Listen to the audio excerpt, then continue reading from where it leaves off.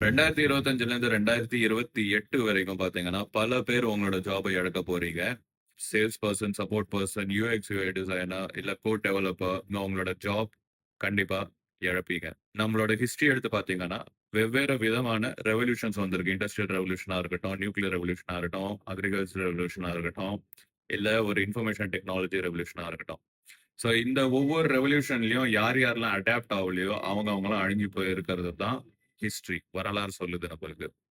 இப்போ இருக்கிற இந்த ஒரு பர்ட்டிகுலர் சிச்சுவேஷன் பார்த்தீங்கன்னா, ஆட்டோமேஷன் ஓட ரெவல்யூஷன் வருது. Automating agents. இப்போ கார்ப்பரேட் கம்பெனிஸ் எல்லாருமே பார்த்தீங்கன்னா, ஆட்டோமேஷன் நோக்கி போயிட்டு இருக்காங்க. அவங்களோட மணி அண்ட் டைம சேவ் பண்றதுக்காக. அண்ட் அதனால பார்த்தீங்கன்னா, நீங்க உங்களோட ஜாப கண்டிப்பா இழப்பீங்க. ஆனா, அதுக்கு வந்து நீங்க கண்டிப்பா அடாப்ட் ஆகலாம். அதுக்கு அடாப்ட் ஆகுறதுக்கு பல விதமான வேஸ் இருக்கு. ஸோ, அத வந்து நோக்கி போயிட்டுருங்க. கண்டிப்பா உங்கனால உங்களோட சர்வைவல வந்து நீங்க பார்த்துக்க முடியும்.